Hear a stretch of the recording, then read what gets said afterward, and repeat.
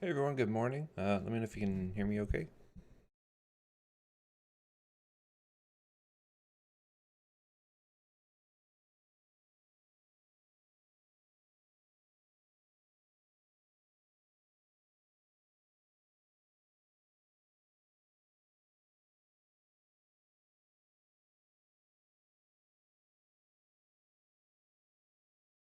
Hopefully you can hear. Awesome, perfect. Good to see you guys.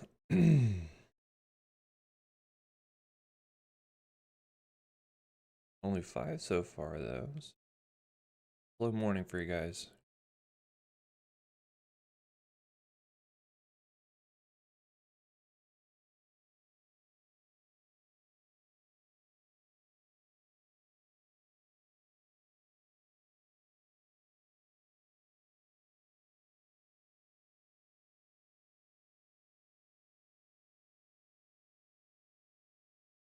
There.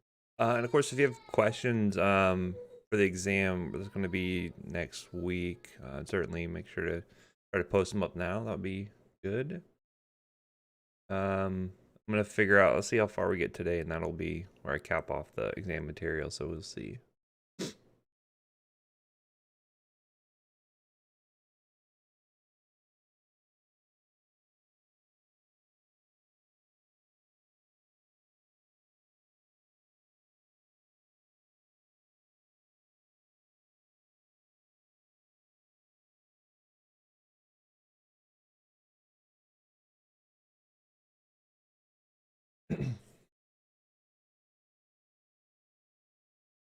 I'll start here in just.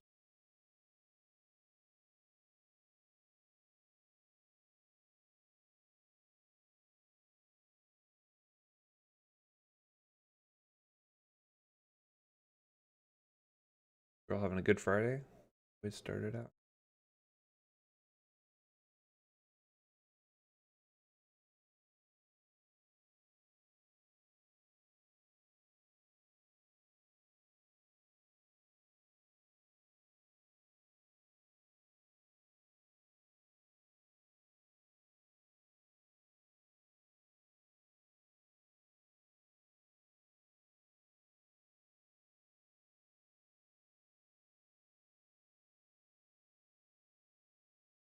Yeah, so far. He started my lecture, so I'm gonna ruin it real quick.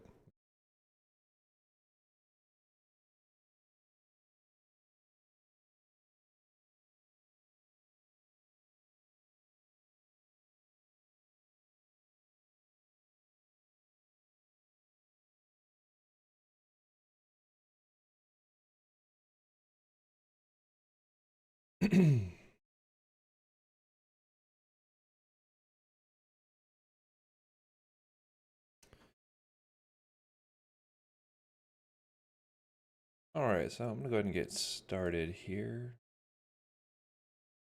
Recording and all right, so this will be the last class section before our exam on next Friday at 8, and then after that class will be from 9 to 11, basically. So we'll get the full 2 hours in, and I'll figure out how far we're gonna get in terms of material today. So if anyone recalls that, I believe this is where we last ended off. I think we started our topic on osteoporosis and talking about calcium and vitamin D, but just to continue on here, and if that's incorrect, let me know and I can figure that out. But so we were talking about our medications for bisphosphonates, or as bisphosphonates. These are really going to be your gold standard for osteoporosis in terms of pharmacologic therapy outside of calcium and vitamin D.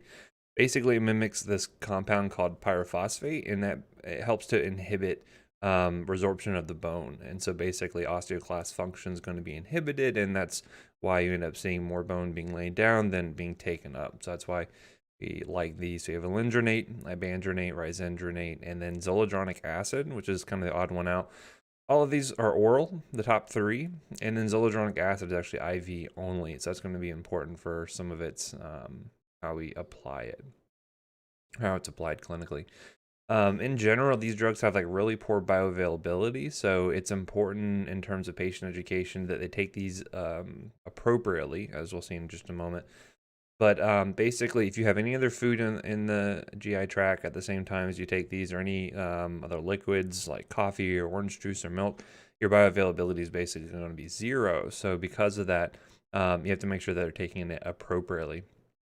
So when you tell them to take it, make sure that they are able to sit upright for at least 30 minutes. Make sure they're just drinking it with like an 6 to 8 ounce glass of water, and that's it.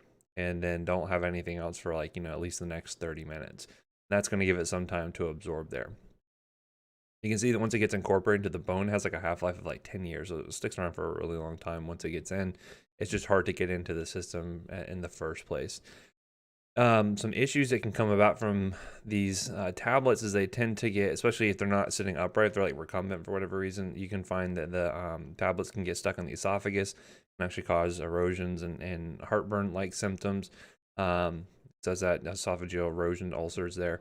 And rarely you can develop something called osteonecrosis of the jaw, where basically you'll have this like breakdown, and particularly in the jaw. I'm not sure why there versus anywhere else. And so that's something that your provider is going to be monitoring for as patients are on bisphosphonate therapy there.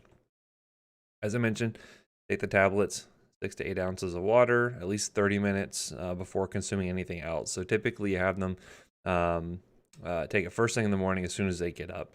And the different products, and maybe dosed, weekly, monthly, because they do have long half-lives. But for patients who cannot take the oral bisphosphonates because of maybe they can't comply with the administration or whatever the case may be, they'll get the yearly zoledronic acid. That's a one time a year. So that's, from a compliance standpoint, kind of nice, but they have to go in, to like an infusion center or clinic in order to get that administered. So that'd be one downside to it. But again, once yearly is kind of a nice thing from that standpoint. What are some alternatives? First, here we have a product called denosumab, which is a monoclonal antibody, as you can tell from the name here. And it is basically binding this rankle protein, RANKL. And this rank receptor, which rankle normally binds to, is sort of found on these osteoclast precursor cells. And if they get activated, then they start to generate new osteoclasts. So if we can inhibit that by using something like this antibody to prevent the stimulant, the rankle protein, from actually activating it, then you have less osteoclasts. And so this is another one that has to be given via injection because it's an antibody there. And you'll see it gets dosed every 6 months or so. So this is good for patients who cannot tolerate maybe zoledronic acid or any of the bisphosphonates. This would be sort of like a second line type of agent you'd want to go with there. You have some skin reactions you can see there because it is injected subcutaneously. There's some concern in terms of like suppressing bone turnover because normally your bones undergo the normal cycle of resorption and laying down new bone, taking it back up, and that's healthy for you. But there may be some concern by inhibiting that process. Maybe bones may be a little more brittle, even though they will be denser than if you had osteoporosis. But so that's kind of a theoretical concern. Calcitonin is another product here that is not typically used for osteoporosis specifically, but it's good to mention here because it can be used if nothing else is available for your patient. It actually is going to be, calcitonin is something that we release ourselves. It's an endogenous hormone, and it opposes the action of PTH. So it's going to be the kind of the opposite effect of that. So helping to lay down new bone. This one's actually administered intranasally. Doesn't have very good bioavailability unless it's given through the nose.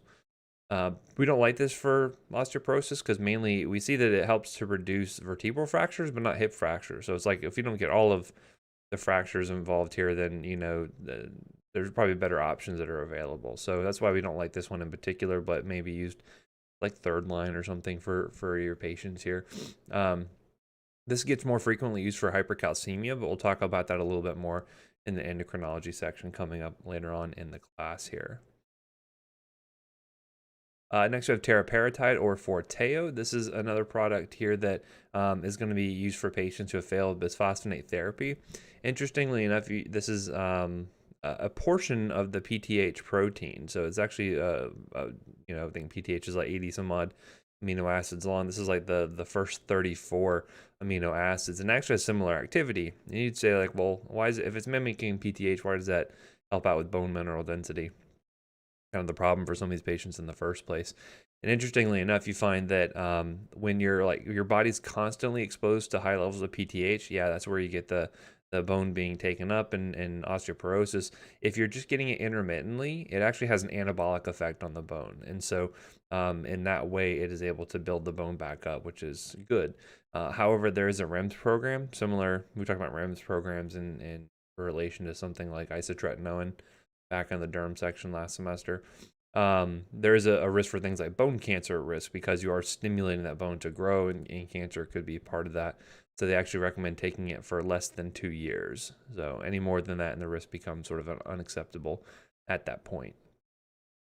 So you can kind of see here based on how patients are presenting, kind of what kind of therapies you're going for. I'm not going to get real deep into the specifics of the bone mineral density scans and all of that, but if you're looking here, say a patient has a fracture that they're presenting with, like that's, you got to get started right away. So if they're already showing you they have a fracture, you got to do something about it. So of course, healthy lifestyle, all of that we talked about before, but calcium, vitamin D.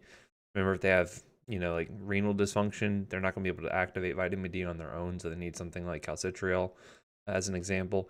And then typically your bisphosphonates are going to be considered sort of first line. If they can't receive one of those, then denosumab may be used at that point. Then as an alternative, something like teriparatide could be potentially used here.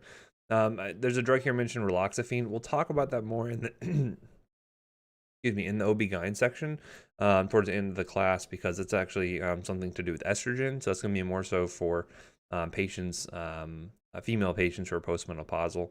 And then sort of last line is intranasal calcitonin. So that's kind of the order you'd be going in. If they are not presenting with a fracture, then again, you can kind of say, well, what's their bone mineral density? How high is their risk? And regardless, calcium and vitamin D are going to be recommended for these patients. And then based on their risk of having a fracture in the future, that's where we can consider busting out our bisphosphonate therapy at that point. So pretty straightforward, not a ton of options there. A lot of it's going to be dependent on whether or not they can use bisphosphonates effectively or not. Okay.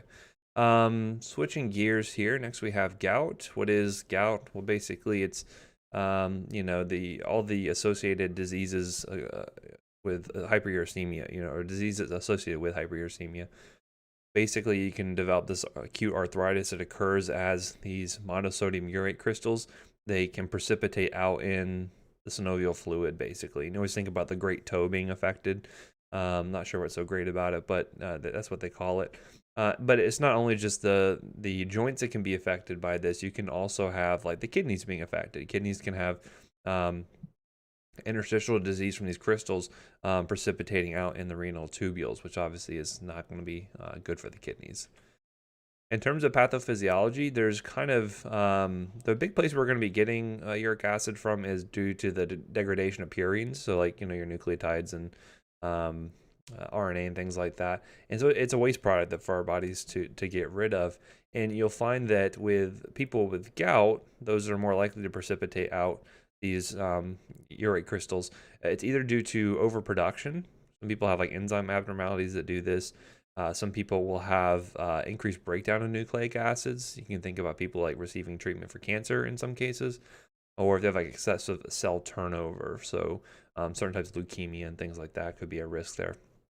And then on the other side, you get an under excretion, either due to things like renal dysfunction, dehydration, or it could just be sort of idiopathic. So for our patients there, we're going to talk about either treatment for like acute gouty symptoms or means of trying to prevent gouty attacks from occurring in the first place. And so we'll typically see that for like repeated episodes, if it's just like a one-time deal, then you probably don't need to go on your preventative therapy. But if it's repeated, that's when we consider putting them on something more long-term here. And of course, we want to prevent any sort of like long-term complications of kind of chronic deposition of these crystals, either in the kidneys or elsewhere.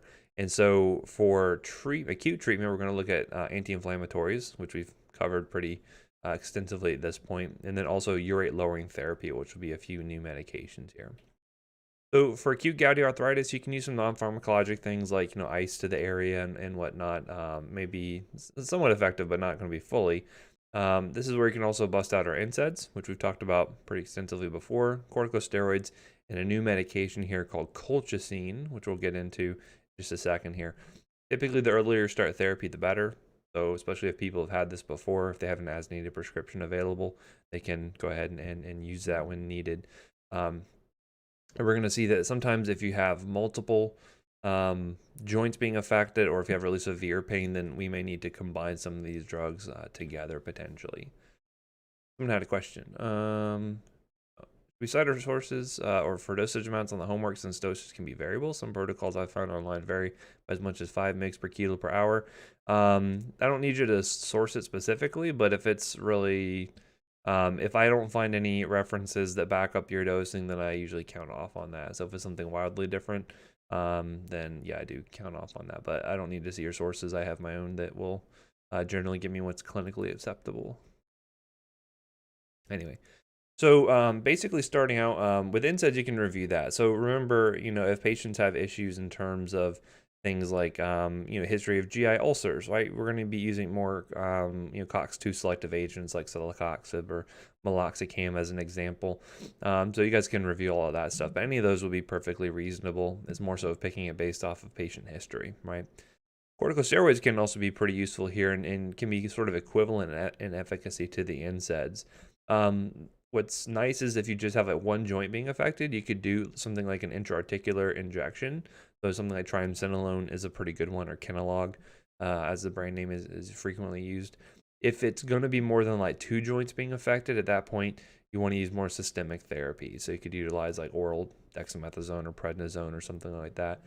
And remember, all the side effects that go along with corticosteroids, like increased glucose and blood pressure and altered mental status and things like that you can see for these patients here. And recall that if they're on it for more than a week, you have to taper down slowly off of it due to the adrenal suppression that happens with longer term courses of corticosteroids.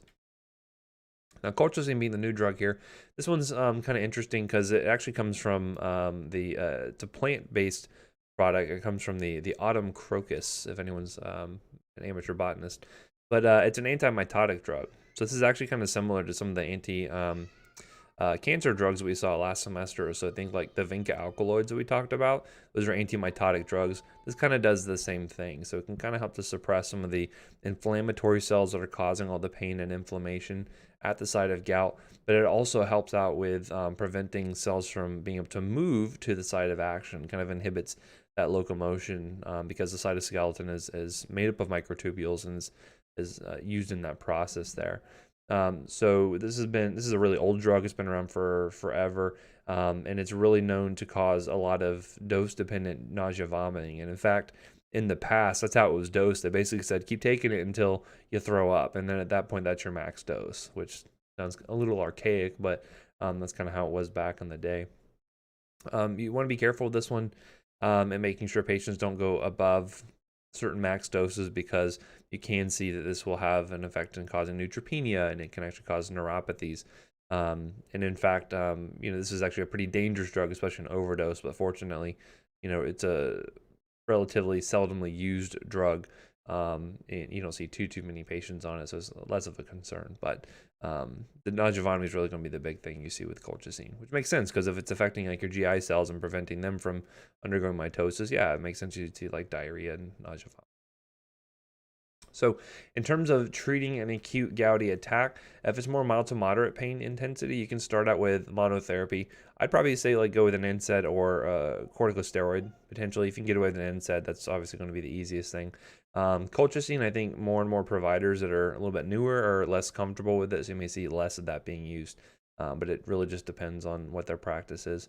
If it's going to be more severe, then that's where you can consider doing combination therapy. So busting out colchicine plus NSAIDs, colchicine plus steroids, NSAID plus steroids, any of those are totally fine.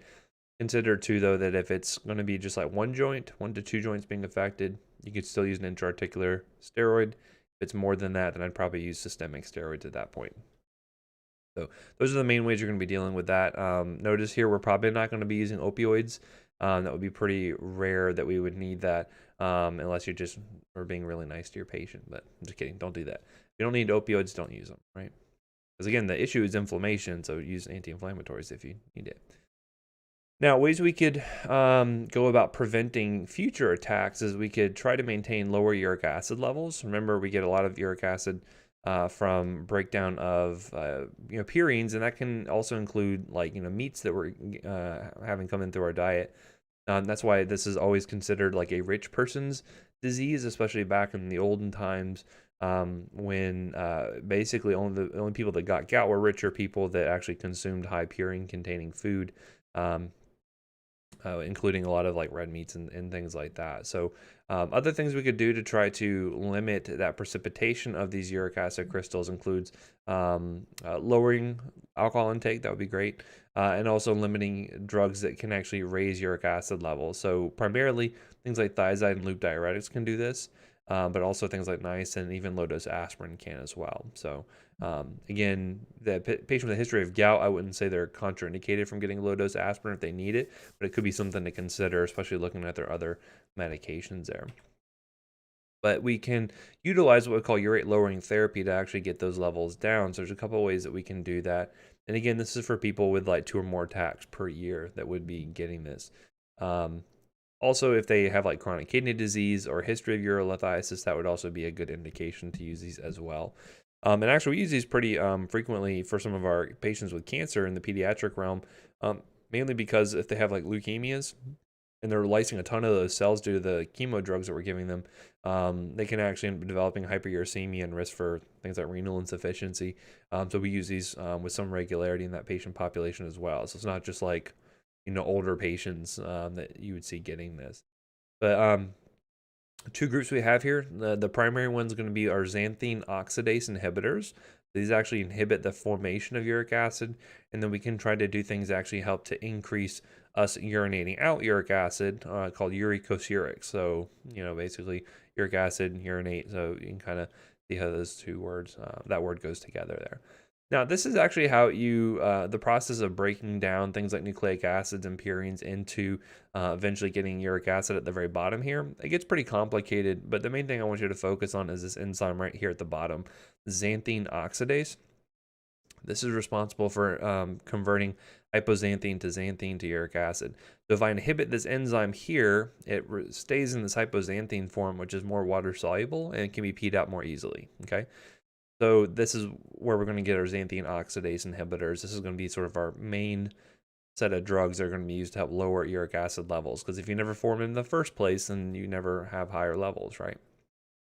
So as I mentioned, inhibits that enzyme xanthine oxidase and helps to prevent gouty attacks. The 2 you're going to run into here includes allopurinol, which is far and away the most common one you're going to run into because it's the oldest. And also febuxostat or Uloric. This is a newer agent here. So allopurinol, can have some risk associated with it. Overall, I think it's pretty well tolerated. I would want to watch for things like the CBC to look for things like leukopenia. And certainly this is a risk for certain skin reactions like Stevens-Johnson's, toxic epidermal necrolysis. So if they have things like rash, blisters, oral ulcers, anything like that, could be indicative of one of these really nasty skin reactions. You'd have them stop taking the drug and come in and get evaluated immediately there. Febuxostat is something I'd probably watch the liver functions for because you can develop a transaminitis, but otherwise pretty well tolerated. In terms of uricosurics, there's only 1 drug here, and honestly, this is not going to be used all that frequently because it actually increases your chance for having acute gouty attacks. You can actually find an acute increase in uric acid levels before they go down due to some of the actions of the drug here. But basically, and again, you can develop nephrolithiasis because if you're urinating out, if you're filtering and eliminating more uric acid in the kidneys, well, the concentrations are going to be higher and your risk for developing nephrolithiasis goes up. So it's not really great. So this would be good for patients who maybe are not able to get something like allopurinol, right? So basically this prevents the reabsorption of uric acid as it's being filtered. So it gets filtered through the glomerulus, and this actually prevents it from being secreted prevents the reabsorption of uric acid from the renal tubules. So more of it stays in the tubules just to be eliminated out through the urine there. And actually, you can find a lot of drug interactions with probenecid. This is something you can actually lead to like higher levels of things like penicillins and cephalosporins. So you do want to definitely check a patient's medication profile before initiating probenecid. And this is also going to be contraindicated in renal impairment. So not really a great drug, but is used as a backup to something like allopurinol if they cannot receive that. An interesting one you'll use sparingly, but if you work with like leukemia, I'm sorry, if you look at like oncology, where you're dealing with patients with leukemia, you may run into this. This is a drug called Respiricase, which is a synthetic enzyme that is designed to directly cleave uric acid into more soluble form. And so we do this very rarely for patients who develop something called tumor lysis syndrome. So imagine you have a patient who comes in with leukemia. It's first discovered, and their white count is something like, I don't know, 50,000, something like that, very high level. When you give them chemotherapy, all those cells are going to start dying off really rapidly and releasing all those nucleic acids and things like that. So the uric acid levels can rise up very quickly. And so we can give this enzyme basically to break that down into more water-soluble form to help spare the patient's kidneys. So this is something that's extremely expensive, and so we only utilize it when we have reached certain criteria, but you may see this occasionally being used if you work in oncology. This can cause hemolysis and methemoglobinemia, which is a disorder in which patients actually turn blue because your hemoglobin gets converted over into methemoglobin. It cannot carry oxygen as well. This will be in patients with an enzyme deficiency called G6PD deficiency, and this is it's hard to tell unless you specifically test for it in a patient, and it's kind of rare that you do it because it's kind of an uncommon thing, but this is just kind of a unique feature of Respiricase. Let's see. Someone said, have you noticed that patients with CHF are also prone to developing gout? Aspirin Loops, ACE inhibitors. If I said there was a specific correlation, not that I'm aware of, I'm sure there's maybe some data out there that shows there's something like that. But again, keep in mind that, there will be some patients where if you like start a loop or a thiazide diuretic, you could induce like an acute gouty attack like that. But yeah, I'm not sure specifically of the correlation. It's not something I've seen too frequently. But again, think about where my clinical context is coming from. It's mostly like ER and pediatrics. So I don't know if I've gotten a chance to really see these patients, more chronically and see if this is a major problem. But I'm sure there's some data out there that looks at that correlation thing to think about.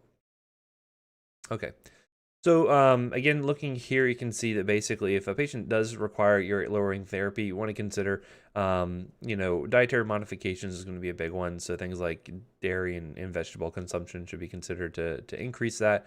Avoid things like alcohol and organ meats from being ingested. And then if you can eliminate any of these interacting medications, that would be useful. Otherwise, if they do meet some indications for requiring uric lowering therapy, so like more than like 2 attacks per year, this is where you can consider utilizing xanthine oxidase inhibitors, and most likely allopurinol first in line, with febuxostat and probenecid being sort of alternatives there. And of course, during an acute attack, especially when you start uric lowering therapy, sometimes you have a risk for inducing an attack. Then of course utilize colchicine, NSAIDs, steroids, just like we talked about before.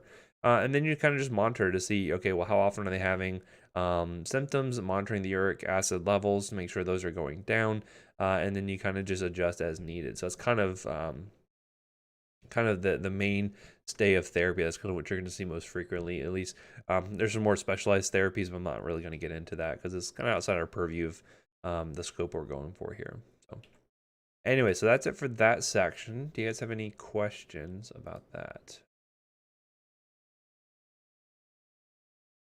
Otherwise, let's see how far we can get into talking about neurology here. So just a scant 137 slides. I should be able to finish that in an hour and a half, right? Kidding, I probably won't be able to do that. So let's start off by talking about epilepsy. Question. Looks like, can allopurinol be used to prevent tumor lysis syndrome as well? Only Respiricase. Yeah, so sometimes If we see patients are heading in the wrong direction in terms of uric acid levels, we will go ahead and initiate allopurinol as a preventative. So that's a really good insight you have there. It's only when the patient's levels are already very high and we are worried about their kidney function, that's when we go ahead and use the raspuricase. But allopurinol is used occasionally for prevention. So very, very smart. All right, so let's talk about epilepsy. What is epilepsy? Basically, you're having this disorganized firing of neurons in the brain, usually resulting in some sort of outward manifestation like tonic-clonic seizures and things like that. And epilepsy just being sort of a various different types of collections of seizures that are happening in a particular patient that usually have some degree of recurrence to it. There's also what we call status epilepticus, and this is when patients either have like continuous seizures that are not responsive to therapy, or perhaps they do not regain sort of the normal mental status in between seizures. There's something called the post-ictal period that happens after a patient has a seizure. They're kind of out of it, a little loopy for a while until they get back to baseline mental status. They go right back into another seizure before they get back to their baseline. Then that's considered status epilepticus.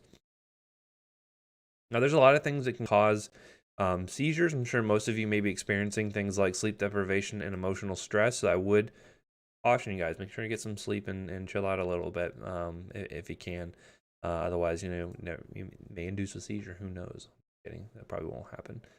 But there's a lot of drugs that can do this as well. So things like alcohol withdrawal, antidepressants, which we'll get into later on in this class here. And when I mentioned AEDs, that stands for anti-epileptic drugs. And just like we talked about with antiarrhythmics, that any antiarrhythmic can induce an arrhythmia, any anti-epileptic drug can induce a seizure if not used appropriately. So just be aware of that. And it's not just like high levels of AEDs, but also non-compliance is a big one. So we see this all the time. Being in Orlando, back when, in the olden days when you could like travel places safely, you'd have a lot of people coming in from out of town to go to Disney or whatever, and they would, forget their seizure medications, or they forgot to take it or something like that. So we would get a ton of kids that came in that were seizing, and you do levels in the medications they took normally, and it was like 0, right?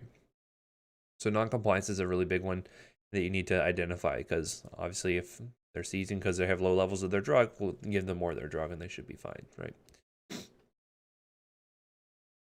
So basically what we're going to find is that you're having these sort of abnormal firings of the neurons. Either usually it's a feature of the fact that they're sort of hyperexcitable, and so a lot of our medications are going to try to hyperpolarize the cells to make them less likely to fire off. Okay, so if we can try to stabilize them, give them a chill pill, so to speak, that's going to be able to help disrupt these abnormal firing patterns and hopefully prevent or arrest the seizure from occurring or while it's occurring. There's 2 primary neurotransmitters we're going to focus on here. There's GABA, which is the main inhibitory neurotransmitter. This is going to help decrease the excitability of the neurons. Glutamate is going to be our main excitatory neurotransmitter. Oftentimes, these patients are going to have too much glutamate activity and too little GABA activity. We're going to try to fix that by trying to increase GABA action and decrease glutamate action in some cases, as we'll see there.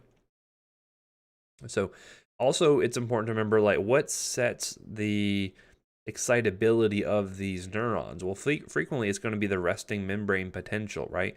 So recall that your cells, your neurons will have a resting membrane potential, a certain electric potential they're sitting at. By raising or lowering this, you can increase or decrease the threshold for them having a seizure. If I set my resting membrane potential too high, then the cells are too sort of excitable, they're too jumpy, they're more likely to fire off inappropriately. If I set them too low, so they're more negative, they're going to be harder to fire off, and you're more likely to, or less likely to have a seizure occur.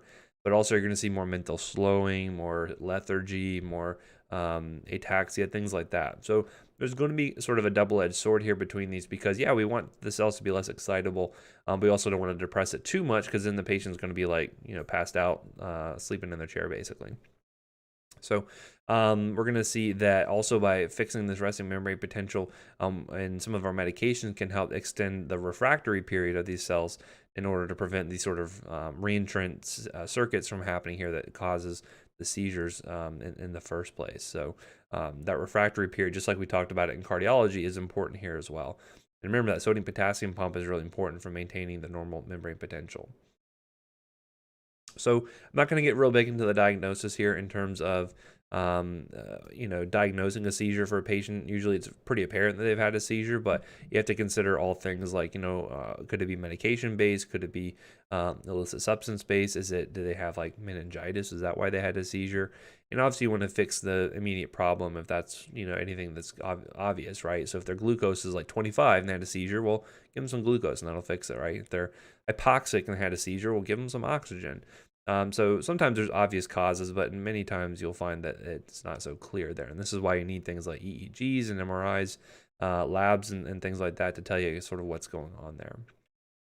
So our goals for these patients are obviously no seizures. This may not always be possible. There's some patients with very severe seizure disorders to where they have 12 seizures a day, and if you could just get them down to like 8, that might be like a really good improvement for them. And so that's why it's really important to consider what the goals are. For some patients, you may not be able to get them down to 0 seizures no matter what you do, unfortunately. Is why you can have even like surgical interventions where they can like remove parts of the brain just to get rid of some of these more hyperexcitable areas and things like that. So obviously that's a very late line sort of bit of therapy, but those are things that you have to consider and really difficult to manage cases here. And hopefully if we can improve their quality of life, that's going to be really important too, especially managing a lot of the side effects you'll see with these meds here. So things to consider are the age of the patient. You'll find in some cases age has a factor on how they're going to be metabolizing the drugs and handling them. So here's an example of the drug called Phenytoin, which we'll talk about how you can see how the dosing ranges changes pretty greatly depending on their age. And as they get older and get more mature, they may be able to metabolize things more quickly or slowly. And so you want to take that into account, especially because a lot of these patients with seizure disorders will be children. So if you work in peds, you may run into this with some regularity there. Also look at other medical conditions. It could be interacting with their therapy for epilepsy. Remember, there's going to be a ton of drug interactions we're going to run into here. And just their ability to apply or comply with the medical regimen. If it's a kid and the parents are giving the med, is it palatable to them? Are they spitting it out every time and that's why they're having a seizure? Things like that you want to consider. So steps in therapy. So did a seizure actually occur? If yes, then what type was it, right? So for instance, like febrile seizures for infants don't get treated the same way as seizures in like say an adolescent or an adult, right? So you give them antipyretics to febrile seizures. But if we do indicate that it is a seizure type where pharmacotherapy is indicated, you have to figure out, okay, well, do I want to do it with the first seizure? Do I want to wait until there's more than one? A lot of times anti-epileptic therapy is really difficult to ascertain how effective it is because frequently you're going to find that you can put a patient on anti-epileptic drug and you're like, okay, well, they've gone 3 months without a seizure. Well, if they were on no drug, would they've had a seizure during that 3 months? Not necessarily. Some patients may go a long time without having a seizure. So it's hard to say how effective the drug really is. Okay. So in that way, it can be a challenge. But once we figure out, what kind of seizure we have, how we want to treat it, then we can go ahead and figure out which drug is most appropriate and then what kind of monitoring parameters we're going to use for it. So for our treatment options, you're going to find the anti-epileptic drugs are generally going to be considered first-line therapy. We'll see that about 65% of patients get well controlled on just one drug by itself, but there will be a subset of patients that require dual or multi-drug therapy for that, with about 20% still being not fully controlled, and that means 0 seizures basically.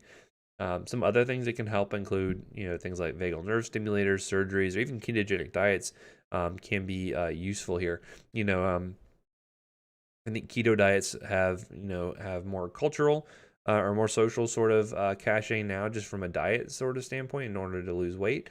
But a ketogenic diet's been used a long time for seizure patients because it puts your body in a more acidic state, and being slightly more acidic actually helps to increase the seizure threshold. It makes it more challenging for those neurons to fire off inappropriately, and that helps to prevent seizures from occurring. So you'll see that occasionally. Now, ketogenic diets are important from a drug standpoint because if say you have a kid who's getting this, and oftentimes kids have trouble taking tablets, they give them liquid medications, right? Well, what's frequently found in a lot of liquid medications to make it more palatable by children, well, talk to Mary Poppins. It's probably a lot of sugar that helps the medicine go down, right? Well, if I'm giving them a bunch of carbohydrates in their medicine, then that's going to put them out of ketosis, and then that could induce a seizure. So if you ever see someone like in the hospital setting that has a dextrose allergy, that seems really silly because it's like, well, if they had a dextrose allergy, they'd probably be dead because, it's dextrose. But that oftentimes is trying to indicate that the patient has a ketogenic diet and you don't want to give them unnecessary carbs because that could put them out of ketosis. Anyway, so what we're going to be looking for here in terms of determining our optimal therapy for these patients here is we're going to be looking at things like the patient goals, looking for drug interactions, specifically adverse effects we may want to avoid in certain patients. The mechanisms, if we're using different drugs together, you want to make sure they have complementary mechanisms and not the same mechanism. Compliance, all those things will be going into our decision on what drugs is best for our patient. So as I mentioned, monotherapy is going to be used first line, and then you add on additional agents if you can't get good seizure control just with that. And as I mentioned, you can utilize some of these other therapies if you failed multiple drug attempts. That's when you can start to utilize things like ketogenic diets and whatnot. Generally speaking, you want to start low and go slow with these patients because, again, you may not know when a patient's going to have a seizure. You don't know if the drug is really preventing the seizure from occurring. But what I do know is that patients are going to experience the side effects pretty much immediately. So you do want to make sure you try to titrate slow and up and see, make sure they're logging when they have seizures to see how it's improving or maybe getting worse as the case may be. Some of these do require therapeutic drug monitoring, so I'll kind of indicate those. I'm not going to have you memorize drug levels specifically, but I may ask you to interpret, a level on a test question. I may say something like, okay, well, here's the patient came back at this level, but the normal is this to this. So then you can kind of make some decisions based off of that,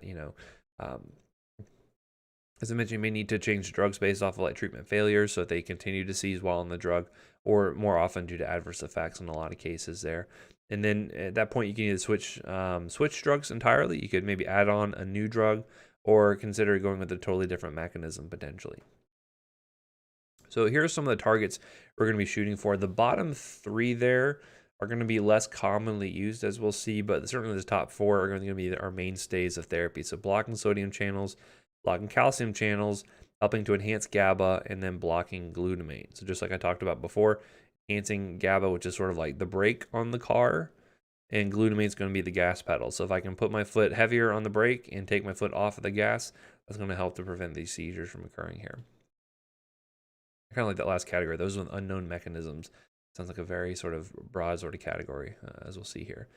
But anyway, so first off, let's talk about our sodium channel blockers. And if you recall how sodium channel blockers work for arrhythmias back from last semester, assuming you haven't completely repressed those memories, you'll find that these work very similar, basically. Recall that when you have a normal action potential during a neuron is firing, this initial depolarization is due to sodium channels opening up and flooding into the cell.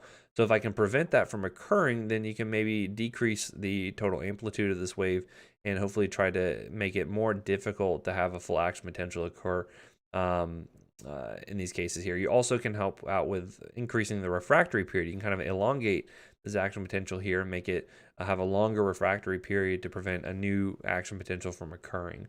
If you recall, sodium channels exist in sort of like a resting state where they're ready to go. They have the active state where they're open, allowing sodium to flow in, and then they get the inactive state. This is frequently where we want to target it, so that way we can keep it inactive for longer and increase that refractory period. Someone has said, is there an issue with those on ketogenic diets to prevent seizures going into a dangerous ketoacidosis? Yeah, you tend to find that you try to, you generally have a goal for how many carbohydrates they're going to get. It's going to be individualized to the patient in terms of how many grams of carbohydrates. So you're monitoring that pretty closely, and you're doing things like monitoring ketone strips and pH and things like that.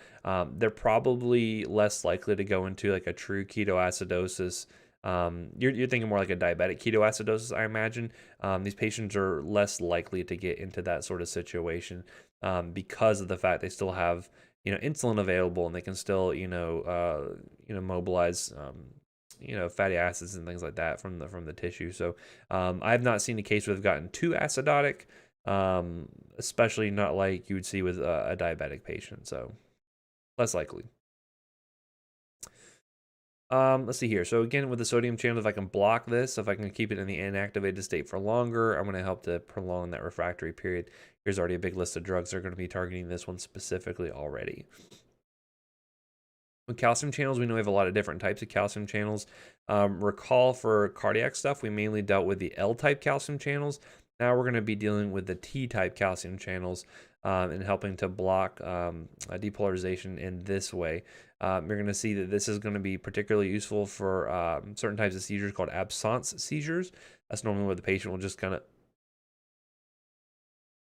and then they'll come back and then kind of go back to the normal conversation, whatever they were doing. I have I think my superpower is actually inducing absence seizures in my students. So, not the coolest one I would have wished for, but it is what it is. And we'll see there's certain drugs that are very good for treating just that specific type of seizure. You can see here how you'll have things like valproic acid or ethosuximide can block calcium from coming in. And again, by blocking this positive calcium from coming in, you're going to keep the electronegativity of the cell lower than you would be otherwise if it was able to.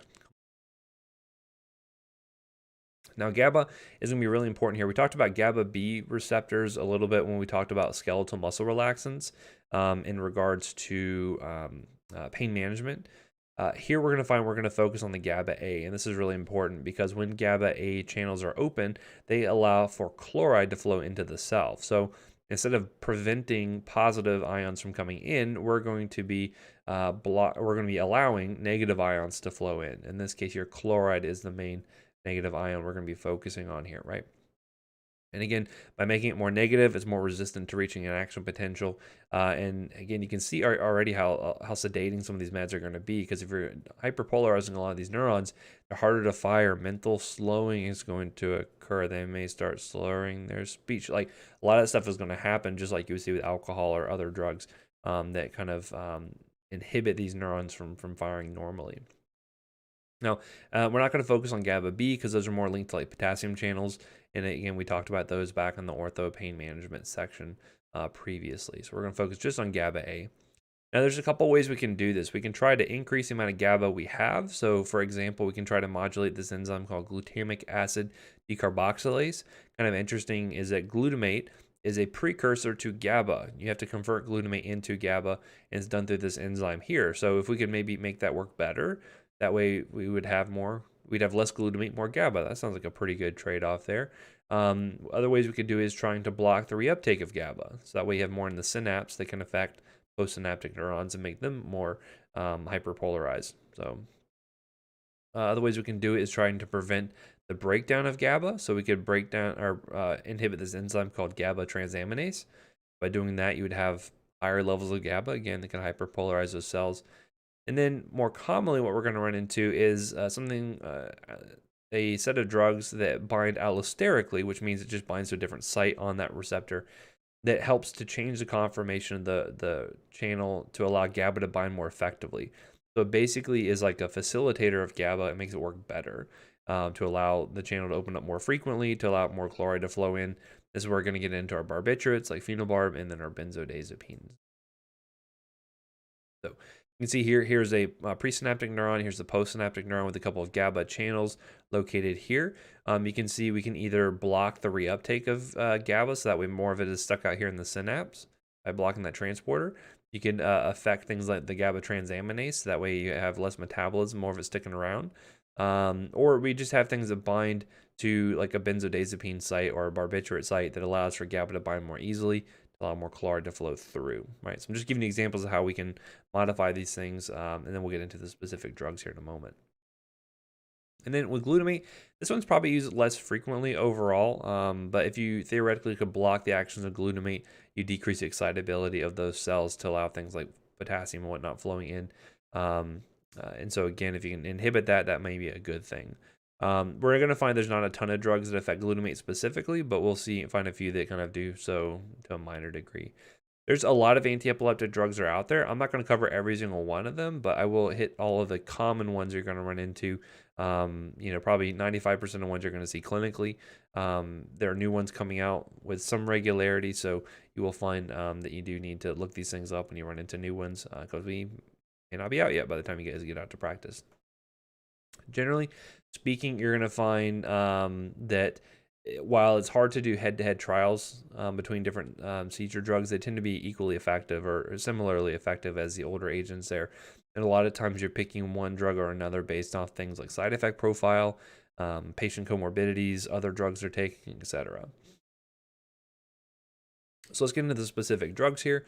First one we have is phenytoin or Dilantin. This one is a kind of tried and true agent that's been used for years and years.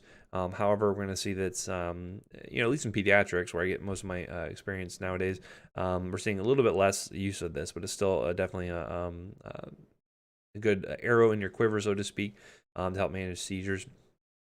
And so this one is basically working by just purely blocking sodium channels. So that's all it does. By blocking sodium channels, it decreases the hyperexcitability of the neurons, making either treating an acute seizure or preventing a seizure from occurring. There are a lot of issues in terms of pharmacokinetics with this one because, yes, it is metabolized by CYP2C9, 2C19, so it could be affected by things that inhibit that. But more importantly, it induces 3A4 and 2C families of CYP enzymes. So you're going to find a ton of drug interactions already where you may be metabolizing other drugs more effectively, lowering their levels down, and all of that. So this is going to be, I'll have a whole slide just talking about the drug interactions here in a little bit. But just know that's going to be a problem.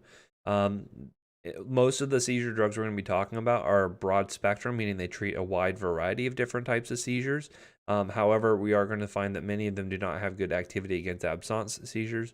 We'll find a specific drug that does that a little bit later on. You're going to find that typically this is, side effect profile wise, most of these drugs are going to cause lethargy, blurred vision, ataxia. This is very common for all of these drugs, which makes sense because they're inhibiting your neurons from firing. If I was to do that to you with something like alcohol or something, like it would, again, cause mental slowing to occur. You may be more likely to stumble around and not see straight. So this is all makes sense based on how the drugs work. So some patients who get phenytoin, especially if they get like a big bolus dose after having a seizure, they may appear to be kind of drunk a little bit, right? Maybe not as severely as that, but that's something you can expect to see just based off how the drugs work, right? Other things you can run into with phenytoin include hirsutism, so not great, especially for young women. I could probably deal with some hirsutism, but that's besides the point. And then gingival hyperplasia is another common adverse drug reaction. So you definitely want to make sure they have good oral hygiene to keep the gums from kind of overtaking the teeth there.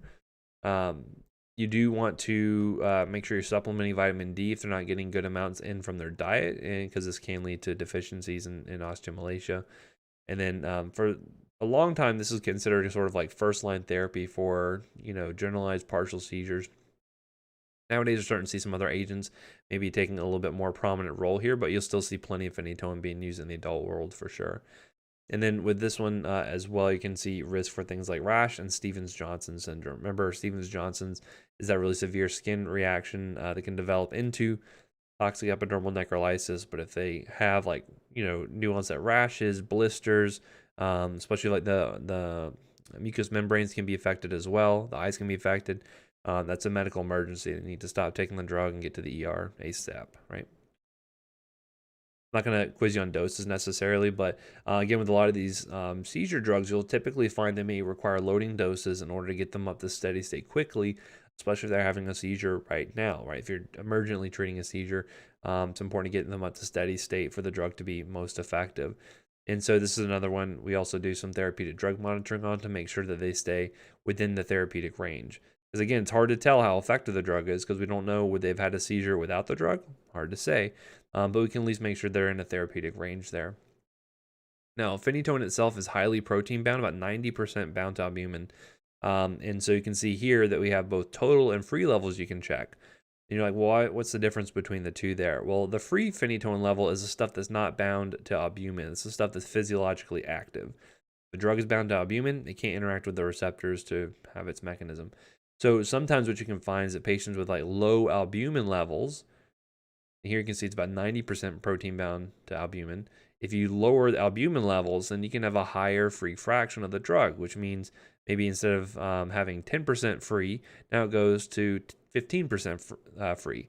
That means now you have a 50% increase in the amount of physiologically active drug. That could be a huge difference for the patient in terms of causing side effects. And so that's why it's really important that if you have a patient who, even if a total level is within range, but they appear to be like kind of ataxic and stumbling around and they're fall risk and they're acting kind of drunk, check a free level because that could be elevated. That could be why the patient is experiencing those symptoms.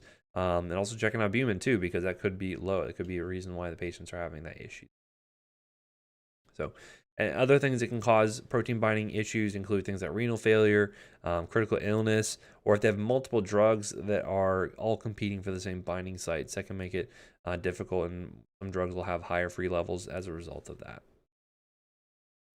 Now, talking about parental administration, you have to think about when a patient is actively having a seizure, giving oral medications is not feasible because their jaw may be clenched, they may be at risk for aspirating things. We have to consider alternative routes of drug administration. So that's why some drugs are given rectally during a seizure. Ideally, you'd give it IV, right? There can be some challenges with using parenteral or especially either IM or IV phenytoin because it is very caustic. It's a very rough on the system here. You can see the IV phenytoin has a pH of about 10 to 11. So very basic. You can find it also has like stuff like ethylene glycol, not ethylene glycol, but propylene glycol, ethanol in it just to get it into solution. It just does not like to go into solution. So the risk is, one, you can't give it IM because it'll cause tissue injury there. And then if you have extravasation occur, meaning that the drug extravasates out into the surrounding tissue due to like a blown vein or something, you can get what they call something like this purple glove syndrome. This is probably a patient who had an IV placed in the hand and it blew, and then phenytoin just leached into the surrounding tissue and caused all this damage here. So you want to make sure you're at least using a deep vein if possible with IV phenytoin, or if not a central line. That's kind of the safest thing to do. So what they developed instead was a more water-soluble form of it, and this is called phosphenytoin. Basically, they slap the phosphate group onto the phenytoin and make it more water-soluble, and then it has to get metabolized, basically breaking off that phosphate group, and then you just have regular phenytoin in the body. So less pain, less phlebitis. You can give it IM. So if you ever see phosphenytoin, that's the difference. It's just more water soluble. We prefer to use that form IV if at all possible, but sometimes you run into shortages and stuff and have to resort to using regular old phenytoin. Up next, we have carbamazepine or Tegretol. This is one you'll see used a lot for more like kind of chronic maintenance and prevention of seizures. This one, again, has a lot of metabolism interactions here. For instance, one, it actually induces its own metabolism. So you'll find when you're dosing it, there's a certain sort of escalation to the dosing of it as a result of it just having more enzymes available to metabolize it as time goes on. So you'll see like week 1 dose like this, then week 2 you increase the dose, week 3 you increase the dose even further, and at a certain point you'll hit an equilibrium where the autoinduction has sort of reached a peak, and then you can have good levels of the drug basically.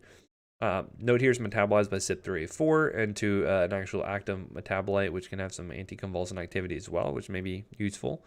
But the drug itself can induce 3A4, 2C9, 2C19, just like phenytoin can. So a whole host of drug interactions can come about from this. Okay.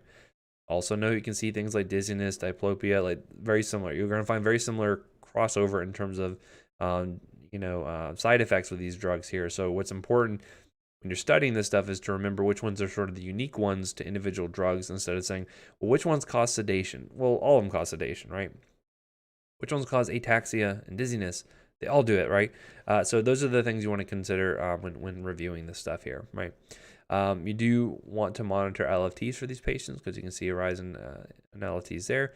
And then, interestingly, this drug can also cause what we call SIADH, or the syndrome of inappropriate antidiuretic hormone, where basically you're releasing too much ADH and that causes hyponatremia to occur. There's a cousin to carbamazepine called oxcarbazepine, which is on the next slide or two.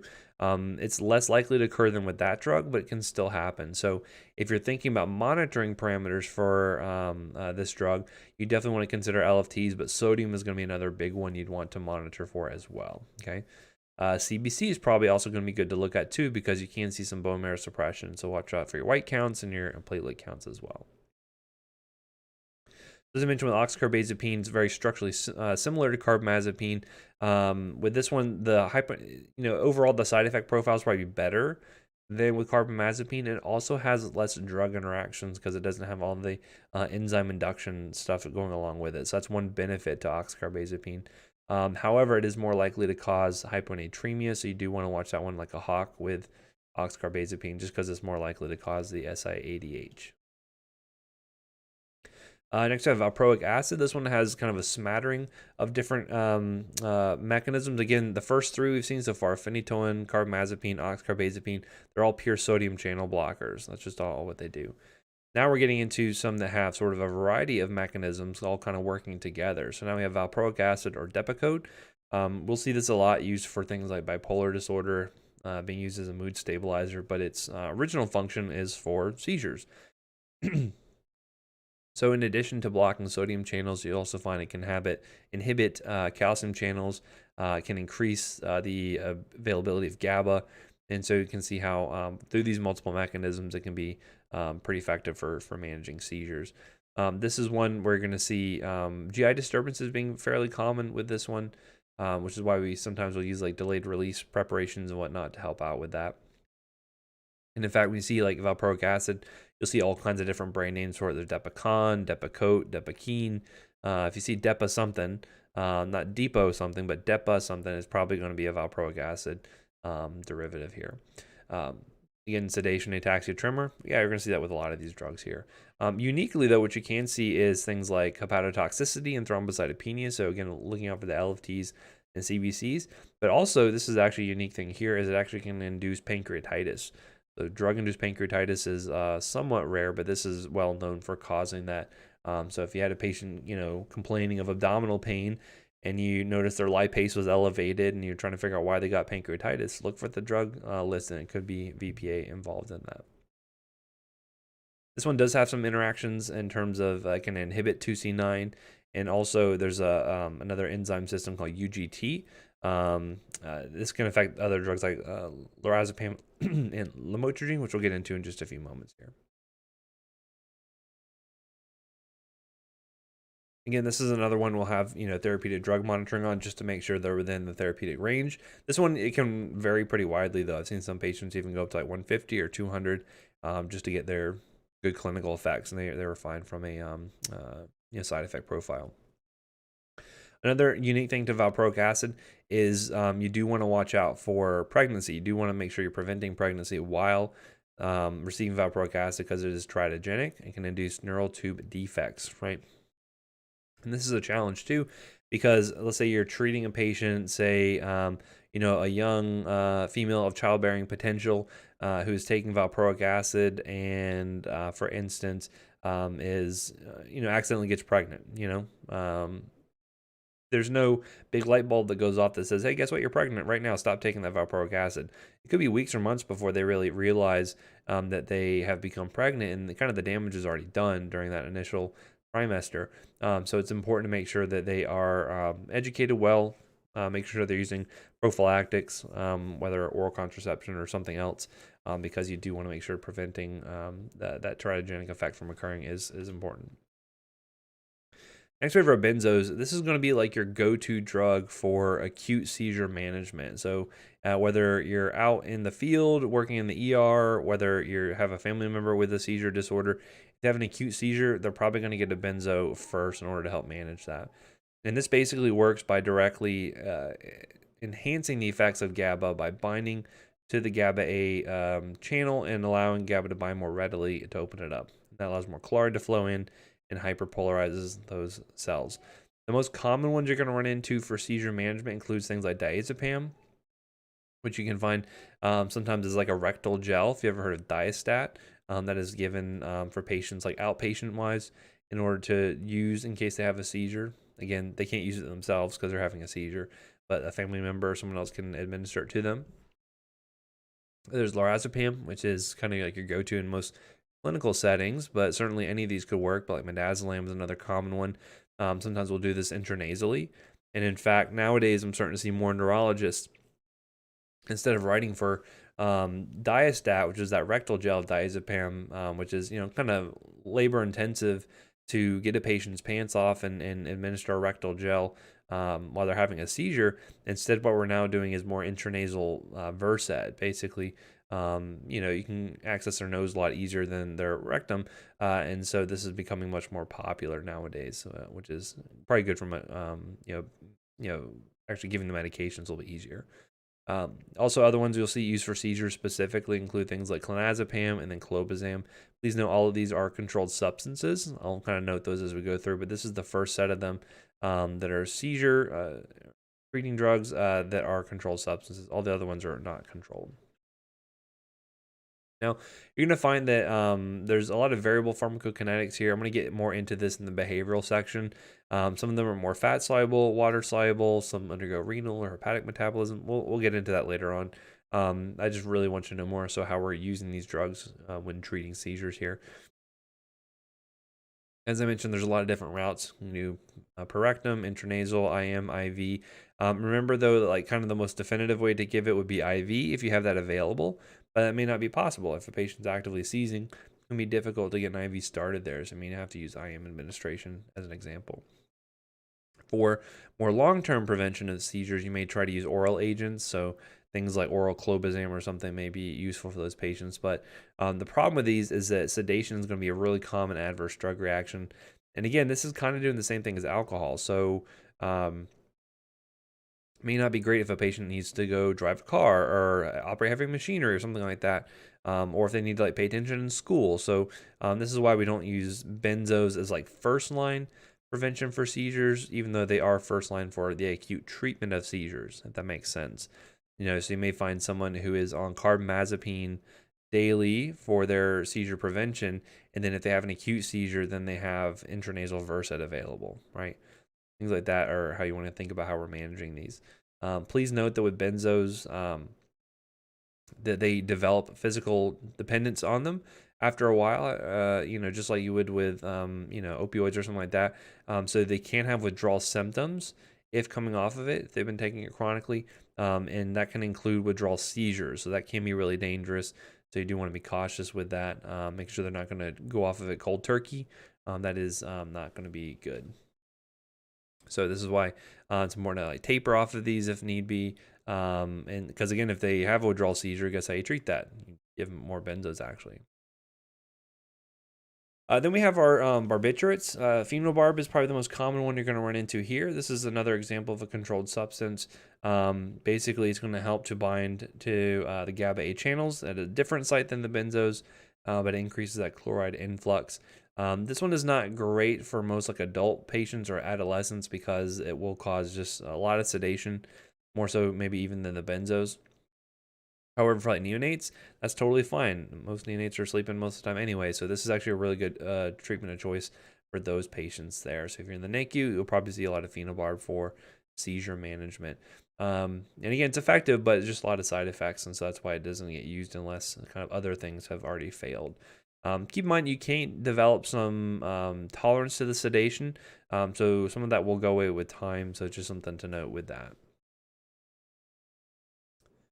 So someone's asking, why is Xanax not used for seizures? The question is like, well, Xanax or alprazolam, why is that not used for seizures?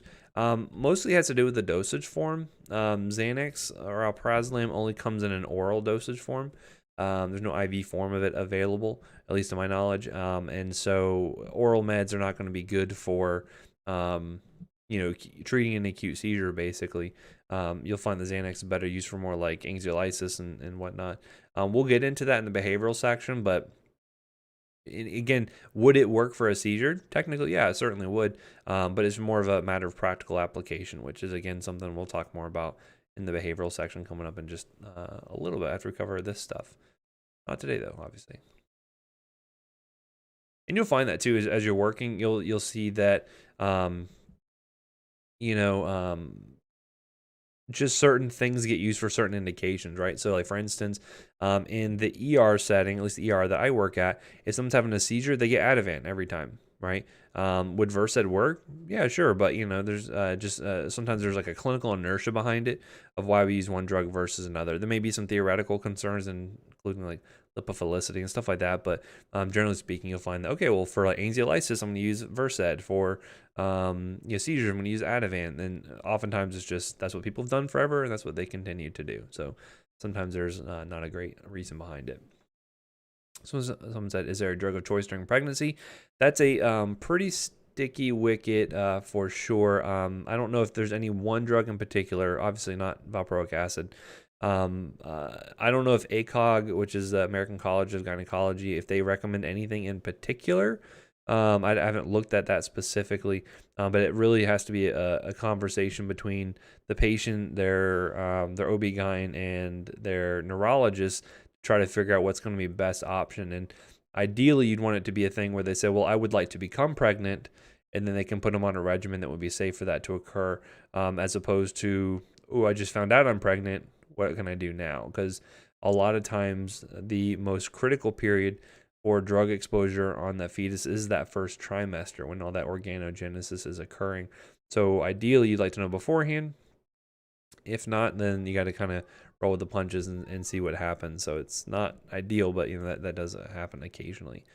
Ideally, though, if they're going to be on a medication that's teratogenic, they'll be on some form of birth control, whether it be oral contraceptives, intrauterine devices, or something else that will help to prevent that pregnancy. But it could be a very challenging situation. So, as mentioned, yeah, phenobarb is pretty sedating here. You're going to find actually some kids can have paradoxical excitation, which is kind of interesting. And they can actually develop, more anxiety and restlessness while on it. So it may not be great for all patients. There's another one that induces CYP2C9 and 3A4. So just be aware of those drug interactions. We're already seeing a lot of those pop up already. So again, this is a challenging disease state because of all the drug interactions, all the side effects. There's not really one drug that you can say, yeah, this is the ideal gold standard one. As I mentioned, this is more reserved for patients who have kind of failed other anti-epileptic drugs, or they have like refractory status epilepticus. Sometimes we'll use it then as well. It just really depends. There's a therapeutic range. Again, this just tells you, okay, well, if they're in the therapeutic range, hopefully they'll not have any seizures and hopefully not experiencing side effects. But I've seen some patients even in the therapeutic range having intolerable side effects. I've seen patients up to like a level of like 80 and be totally fine and have conversations. So it's pretty variable there. So not as a strict therapeutic range, unfortunately. Next we have ethosuximide. This one here is just a pure calcium channel inhibitor. So from that standpoint, it is fairly unique. Note here that this does not have good activity for a wide variety of seizure types. This is really just for absence seizures. So if you have a patient with an absence seizure, most often they're going to get ethosuximide. Pretty well tolerated for the most part, but it does have nausea, vomiting as a common side effect. But again, what drug doesn't have that as a side effect? Next, we have gabapentin and pregabalin. This one we talked about a little bit during our discussion of neuropathic pain. These, even though they're like structurally related to GABA, they don't do the same thing as GABA. They probably more likely have actions with the calcium channels and maybe helping to promote GABA synthesis. So it's weird because they do look like GABA structurally, they just don't do the same thing. Note here that these are renally eliminated. Most of the other ones we've looked at so far have been going through hepatic metabolism. But this one you do want to watch their renal function for, make sure they're not going to be accumulating that.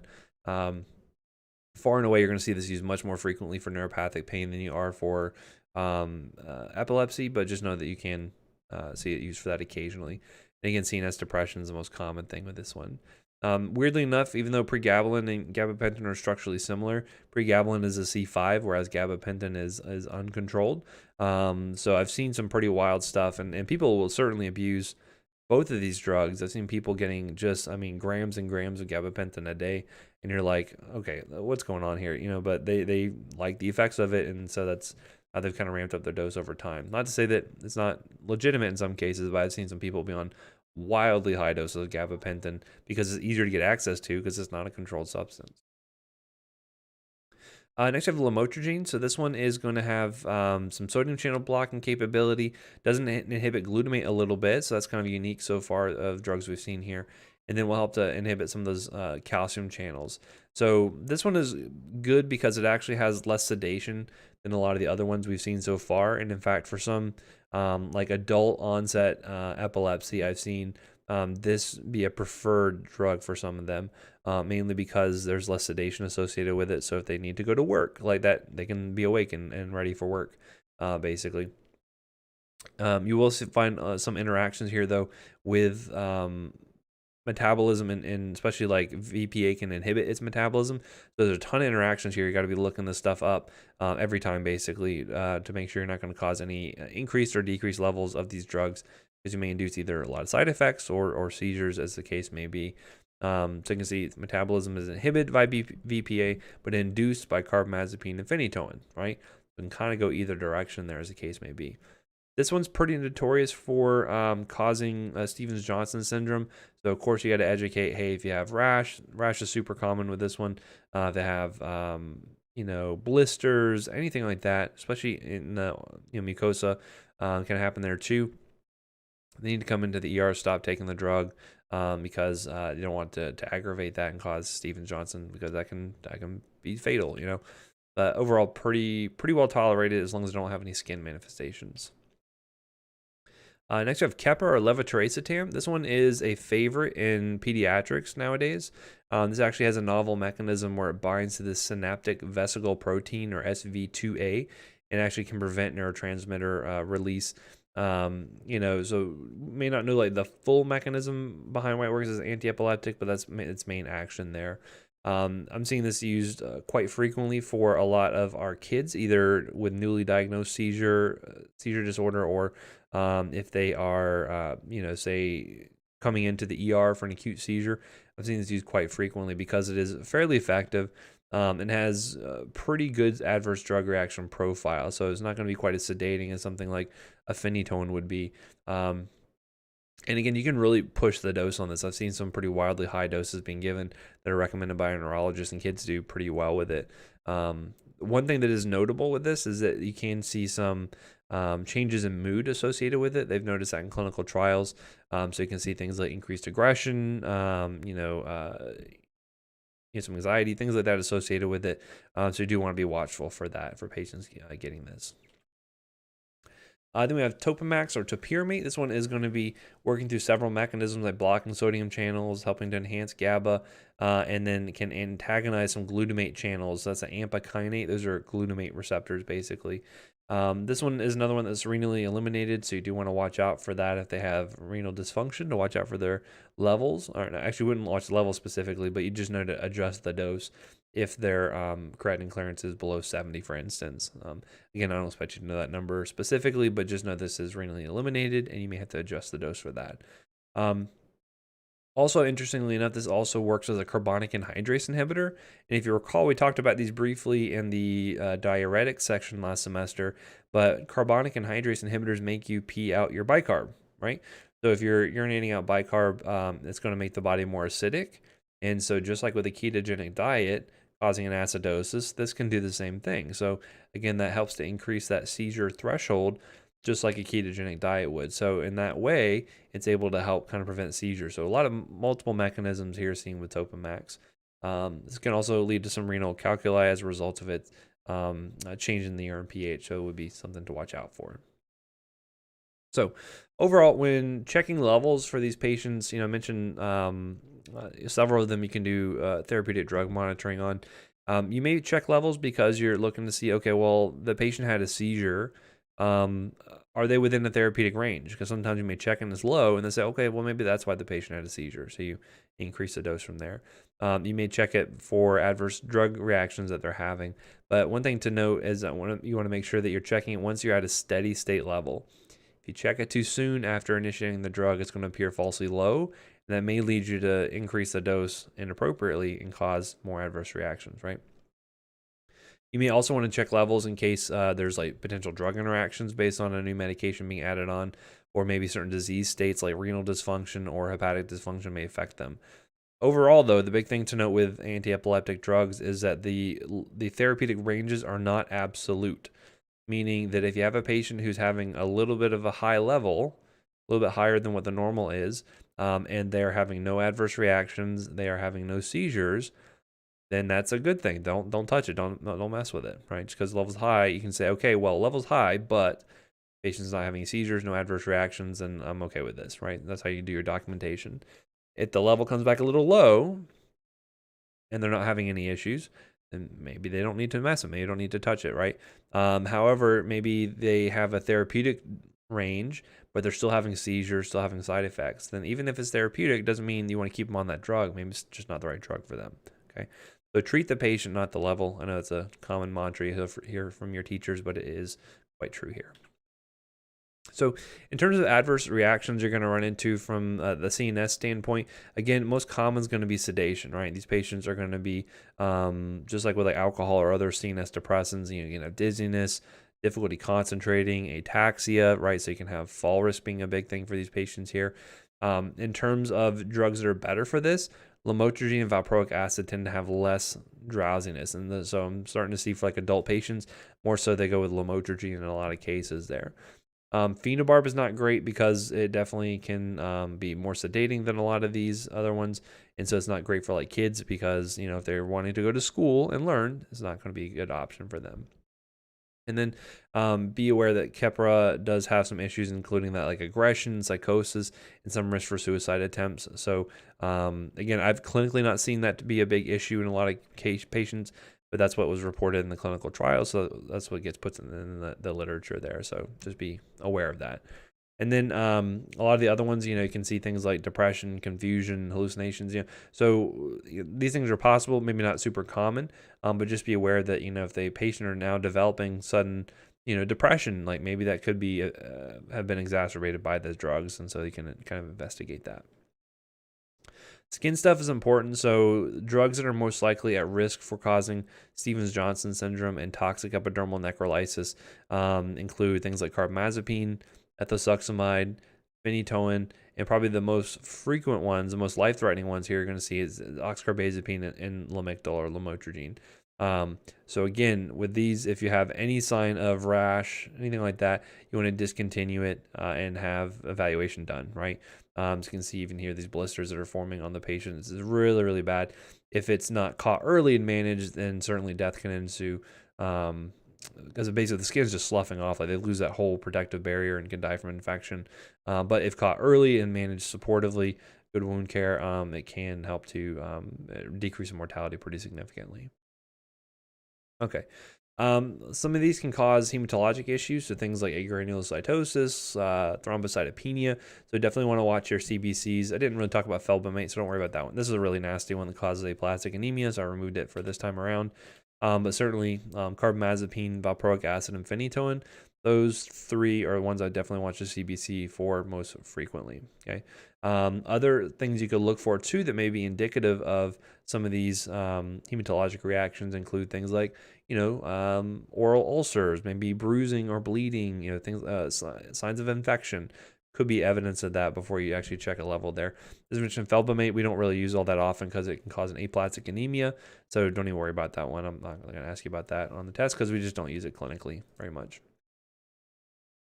From a hepatologic standpoint, definitely got to watch LFTs for things like carbamazepine, phenytoin, and valproic acid. Especially valproic acid tends to be the most likely to cause liver dysfunction. So, and again, you're going to be checking it, very frequently during the first 6 months or so, and then after time, you can then kind of extend it out. But certainly, anytime you add on new anti-epileptic drugs, you may want to go back and check those levels out to make sure their LFTs are not starting to rise. So those are the main ways we manage seizures. Any question on that? If you recall, basically, benzos are kind of like our first line for like acute seizure management. All these other ones here are going to be better for general maintenance of prevention of seizures in a lot of cases. However, if something like a benzo is not working, that's where we have to start going down the line. So, for instance, at least in our pediatric ER, we'll do benzos up front, and if that's not working, then we'll either choose something like Keppra. We may do something like phenytoin. Just depends on the neurologist and what they want to do there. But the hallucinations, visual or auditory, it's probably more so on the visual side of things, at least from the few times I've seen it. But it's certainly nothing to say that couldn't be auditory. So I don't know if there's a predilection towards one or the other by any means. Good question. All right. So, what I'm going to do, and what I'm going to say here, I'm going to keep talking for a while, but I'm going to say that the test is going to go through the ortho pain management section, rheumatology, up through seizures. Okay. So that'll be test one material since I was able to get through it today. And then anything else from here, Parkinson's on, is going to be for exam 2. So hopefully that will make some sense, and I'll put an announcement that reminds you guys of that. So anyway, let's get into Parkinson's. About 20 minutes or so I can talk about this. So let's get into it. So with Parkinson's, basically this is a neurodegenerative disorder where patients are losing dopamine neurons. They're losing the ability to release dopamine. And that's going to cause a pretty characteristic set of motor symptoms. So they're going to have things like resting tremor. They'll have rigidity, hypokinesia, and a lot of postural instability. That's why they have that shuffling gait you'll see for those patients there. And so there's a lot of things that could lead up to this. So most of the time it's going to be idiopathic, but there can be secondary drug causes. So for instance, like antipsychotics, I'll get into that more so in the behavioral section coming up next. Trauma can do this. Certain brain injuries can do this. Chemicals like carbon monoxide can do this. So a lot of things that can induce a Parkinson's-like state. They're not just related to the idiopathic type that you most commonly see. But basically, you're going to find that there's several different dopaminergic projections that occur within the brain. So, for instance, we've talked about the mesolimbic pathway before because that's important for like causing addiction, right? That's that reward pathway. The other really big one we're going to talk about is going to be this nigrostriatal pathway, where this is going to help to control movement. Basically, neurons that are originating in the substantia nigra are going to be communicating with the thalamus. That's going to initiate a lot of our movement patterns. So if I decide I want to raise my hand up, that's part of that pathway that makes that occur. You're going to find there's two different types of dopamine receptors, D1 and D2, that are going to help to regulate this system by either being stimulatory or inhibitory, as the case may be.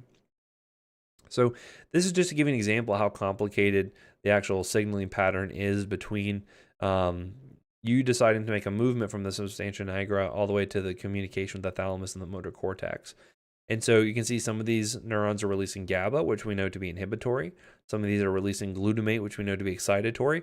But when things are working normally, we have a normal signal that goes, the normal stimulatory signal that tells the motor cortex to start working, right? Obviously, my motor cortex is going off a little bit. But this is what it would normally look like. Again, don't get bogged down in all the nitty gritty here, right? What I mainly want you to focus on, though, is what happens when you start to lose these dopaminergic neurons. You're going to see that there's going to be an imbalance here now, where overall you're going to get a really strong inhibitory signal on the thalamus, and that means you're going to get less signal going to the motor cortex. So we just said bradykinesia is one of the things these patients experience, and it's because there's too big of an inhibitory effect on the thalamus. They can't initiate movements because of the fact that they have such a strong inhibitory action on that. Okay, and it's due to a lack of dopamine. So if we can do something to restore this, then we're going to get better signal to the motor cortex, and thus patients can start to move again. So another thing that happens here as well is that as they lose dopamine, you're going to get this rigidity and hypokinesia that happens. However, you're going to actually see an increase in acetylcholine activity, and this is what leads to a lot of the tremor. And in early cases of Parkinson's, this may be the first thing that really manifests. Basically, a tremor at rest that's related to acetylcholine activity in the striatum. Okay, so I just said they have, hypokinesia. They're not moving much, but they do have this unintentional tremor that just is happening at baseline. So interesting set of movement disorders that happens here, but you can see the seesaw sort of pattern here. And by increasing dopamine activity, you're going to also decrease acetylcholine activity. You can bring this back into balance by supplying more dopamine potentially. So how is dopamine normally managed in the brain? So let's say we have a dopaminergic neuron here.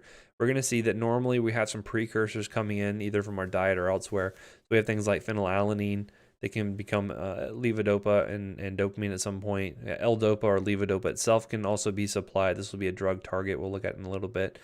And then there's going to be a couple of different enzymes that are responsible for either converting levodopa into dopamine, where it can then be released to cause movement, or to actually break down some of these products here as well. So for instance, levodopa is going to be broken down by an enzyme called catecholamine O methyltransferase, or COMT. I mention these enzymes not to bore you to death, but to show you drug targets, things that are going to be mentioned later on. Levodopa, once it's converted into dopamine, is also then broken down by monoamine oxidase B. Monoamine oxidase is an important enzyme that we're going to talk about for depression, but the B isoenzyme of it, the B variety, is going to be the main one we're talking about here that breaks down dopamine into some metabolites here. Okay, so we can already see a couple of ways that we could try to enhance dopamine activity already. So one way would be to supply extra levodopa. That's a main way that we're going to do it, and as we'll see in a little bit. We could also maybe inhibit the breakdown by inhibiting monoamine oxidase B. That way, if you're having less breakdown, you're going to have more dopamine. Or I can inhibit COMT, so that way whatever L-dopa I have is sticking around for longer to get converted into dopamine. So a couple of different ways we can do this, and we'll look at the individual drugs that affect these pathways specifically. So as I mentioned, when they're presenting, they'll see this bradykinesia. You know, this is not based off a lab test, right? Your diagnosis is based off the history and presentation. But you'll see that resting tremor, rigidity, and that postural instability. There's other things that go along with it too. You know, something to consider is these patients will develop dysphagia. They can't really coordinate swallowing as they get more and more progressive. So things like aspiration of medication can happen. So we got to think about, how they're going to get their medications into them. Do we have liquid forms that are available? Sometimes we'll actually even do, duodenal tubes that can place medications in the system to where we can avoid the mouth altogether. A lot of things that go into this as they get more and more progressive. And certainly you can see a lot of autonomic symptoms. This may be a reason why patients get institutionalized, get put into, a assisted living facility or something like that due to, constipation or incontinence more often than not. And you'll see a lot of mental status changes. So sometimes you may say like, man, like grandpa's just getting really demented, but it could be related to Parkinson's too. So there's a lot of things that go into that. So as I mentioned, you're not going to diagnose this based off any lab tests, but it's more so based off their presentation in their history. You could do maybe like a definitive test, but that has to be done by brain biopsy, and that's usually done post-mortem. So that's not something you're going to do too frequently. There's another thing you could do though, and that's to actually, if a patient's lacking dopamine, what if I gave them more dopamine? What would happen? Well, presumably you'd fix their symptoms, and so that can be a diagnostic test as well. So there's a couple of drugs you could give. You could either give levodopa itself or a drug called apomorphine, which I'll talk about in a moment. And if their symptoms improve, then that's a pretty good sign that they're lacking dopamine. So that's one way we can actually test it with medications to find out, okay, is this the disease I think it is, or is it something else? Okay. So overall, for our patients here, we would like to sort of like slow down the progression of disease if we can, because this is generally something they're going to be living with for the rest of their life. And then if they have any sort of functional disability, either try to reverse or minimize that as best we can. We're going to find slowing down disease progression is going to be a challenge, but hopefully we can help out with the disability portions of it as best we can. So from a non-pharmacologic standpoint, we're going to see here that certainly things like speech therapy, physical therapy is going to be very useful for them. There's even like some surgical interventions that can be done. I saw a video just recently of a patient who had Parkinson's. He's a relatively young guy. It looked like in his late 20s or early 30s, but he had a deep brain stimulator put in, and it was showing him trying to eat cereal before and after turning on the stimulator. And I mean, his hands were shaking so much he just couldn't even get it into his mouth to eat cereal, versus when he turned it on, he had much more normal movement. So it was pretty interesting to see there. But traditionally we've relied on pharmacology in order to help manage this, and we're going to look at two sort of phases here, both the early phase and the more late or complicated phase of Parkinson's management. So for the early phase, we're going to see that we're going to focus more on symptomatic management of the disease, or we're going to look at trying to preserve as many dopamine neurons as we can. And so when I say neuroprotection, that's what I'm talking about, is trying to preserve those neurons and try to slow down progression of disease if at all possible, okay? So you can see how they're kind of broken down here. We're going to have our monoamine oxidase B inhibitors and dopamine agonists here, which are going to be for neuroprotection. And then for symptomatic management, you'll find both of these here as well, but also anticholinergics, COMT inhibitors, and then dopamine precursors. That's that levodopa I mentioned before. We'll find our dopamine agonists can be broken down into both ergots and non-ergot derivatives, which that'll make more sense here in a little bit. So for early neuroprotection, we're going to find the two main categories include dopamine agonists, so basically replacing what they are not making their own themselves.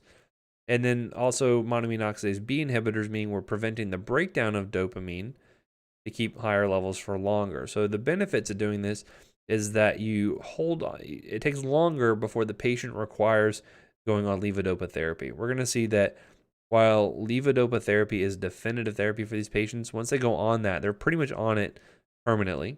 And then at a certain point, that levodopa is going to become less and less effective. So our goal is to try to prevent them from going on levodopa as long as we can.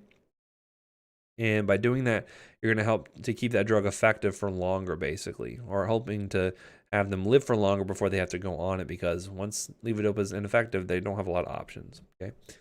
So here what we can see is that by basically starting these early, we can hold off and prevent for a number of years in some cases how long before we need levodopa. You'll see that some of these are working through different mechanisms here. So for instance, like monoamine oxidase B inhibitors, by preventing breakdown of dopamine, you're making less free radicals, which can cause oxidative damage to the neurons. So that's one way we can help to hopefully slow down progression.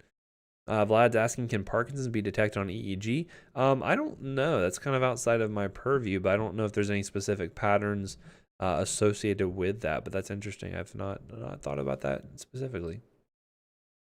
My guess would be no, but I honestly don't know enough about it. Turns out I'm not an EEG master by any means. I just look at it and it all looks like gobbledygook to me, you know.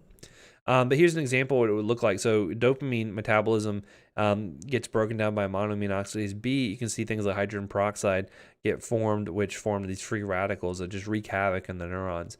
So if I can inhibit this process and keep that dopamine around for longer, I have less free radicals being made, which means less damage done to the neurons. So that's why we would think, okay, well, if I can inhibit that process, maybe those nerves will stay around for longer and be effective for longer, which would be beneficial.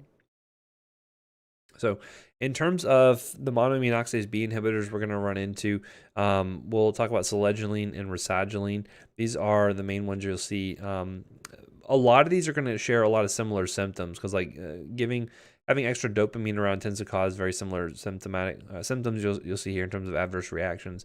So again, I'm going to be repeating a lot of these over and over, but basically selegiline is the first one here. It's actually kind of interesting because it's metabolized to L-methamphetamine and L-amphetamine. So you can actually find there's some stimulatory actions of the drugs, amphetamines to be, stimulatory. So you can see things like agitation and insomnia, even hallucinations, but also orthostatic hypotension. Remember, these patients have bradykinesia. They have that shuffling gait. They're going to have postural instability.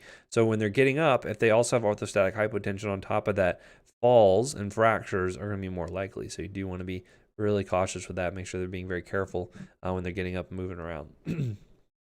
Also, interestingly enough, the selegiline can show up on a urine drug screen as amphetamines. So, if you check out grandpa's urine drug screen, it's not that he's, doing some crystal meth or something like that, but it happens to be his medication for Parkinson's. Rasagiline is going to be the other one. This is actually a non-amphetamine derivative, probably a little bit better tolerated than the selegiline is going to be here. Both can lead to a risk for serotonin syndrome, which is something I will talk more about extensively on the behavioral medicine section, so don't worry about that too much here, but that will become more clinically important later. And then in terms of other contraindications, you do want to be careful for a lot of the drug interactions that come in here. Basically, any drug that can increase levels of like norepinephrine or serotonin can interact with this because monoamine oxidase B is responsible for their metabolism as well. So what you can see is that by introducing other medications, it can increase things like norepi, like tramadol, which we definitely talked about for the last for this test.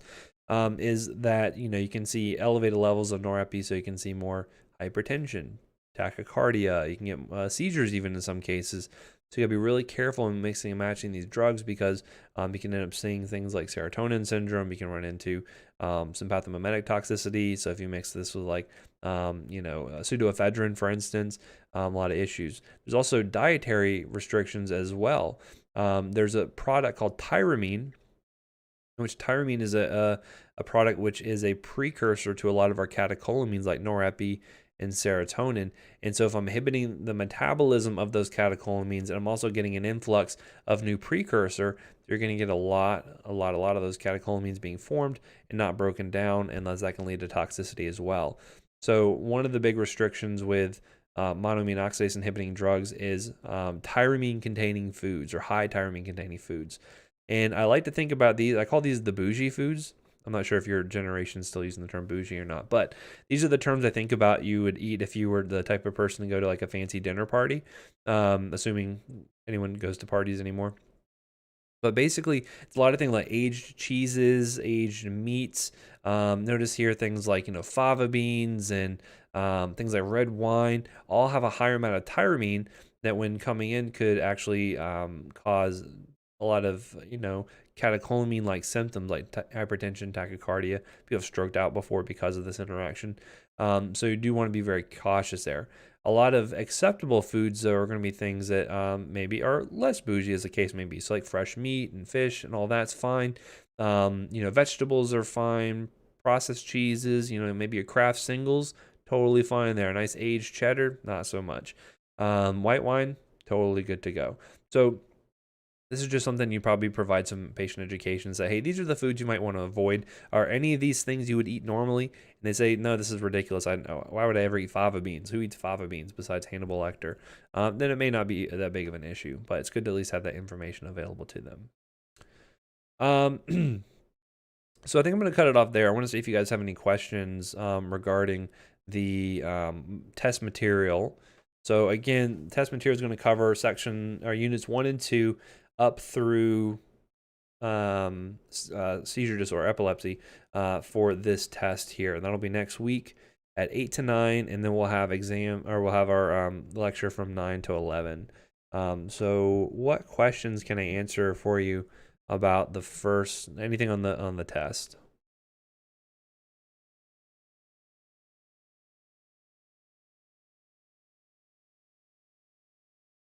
I'm ready and willing to accept your questions.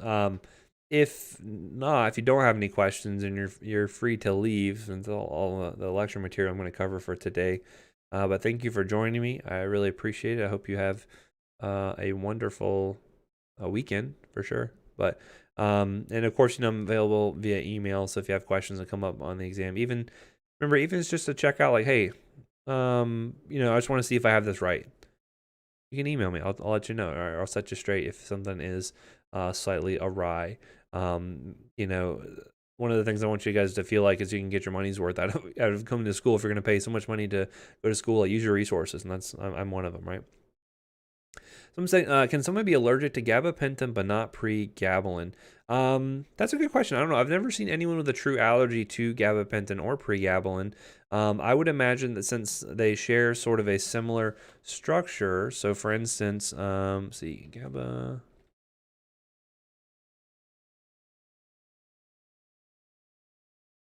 I wonder if I can find a picture of their structures here real quick, but I imagine they're fairly similar from a structural standpoint, that there would be cross-reactivity there. So I would be cautious with that. I'm not finding anything right off the bat here, but yeah, I would be more cautious if that was the case, just because structurally the body may see them as being very similar to one another. No, I'm not going to have you calculate anything for the PCA dosing, but I do want you to know the different components of a PCA order. So things like why you need like a basal dose per hour, why you need a demand dose, lockout intervals, things like that, Or maybe even like I could ask a question, say a patient is getting a PCA, and they are, they're getting their lockout intervals every 15 minutes, but they're pressing the button every 10 minutes. What do you want to do about that? Do you want to decrease the dose? Do you want to increase the dose? What would you like to do? Do nothing? That could be a good type of question there. So if someone's hitting the button more frequently than what their lockout interval would be, then maybe I want to go up on the basal rate, or maybe I want to go up on the demand dose, for instance. They're not hitting as much, maybe I want to go the other way. Someone said Awakenings Robin Williams is a good but sad movie revolving L-Dopa to treat encephalitis lethargica. Would recommend. Yeah, that's a pretty awesome movie. There's actually some good YouTube videos you can also look up too about that. I don't know if he's a medical doctor or not, but I know that he's a but basically looking at these patients, and it's wild to see because really L-Dopa was like life-changing for a lot of these patients. They're basically like catatonic, not moving, doing anything, very rigid, no communication, and then they gave them this L-Dopa, and all of a sudden they were like, they woke, right? That's why they called the movie Awakenings. And to see them going back to like somewhat normal functioning, people have not walked in decades, they're able to get up and move around. Is pretty wild. So I would definitely recommend checking out, if not the movie, then you can see some videos of the actual patients, and just be amazed at how cool that medical management can be for some of these patients. Are there a database for which I guess RX meds, or I'm not sure what Rex meds show up on a urine drug screen? There are some good so there are some good resources that are out there. There's some good papers. If you just look up like common false positive urine drug screen.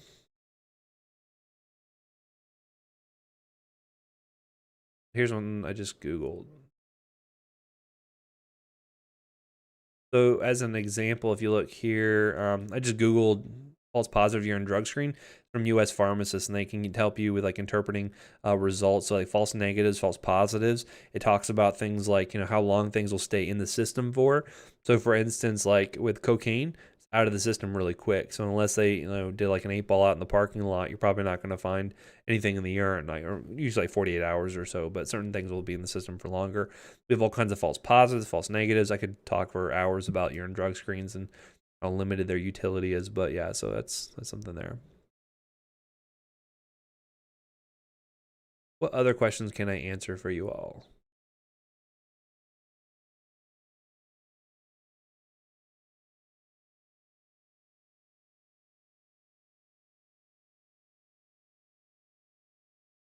As I said, if you have stuff in the meantime, feel free to reach out. I know you probably haven't started studying in earnest yet, but that's okay. You have a whole week.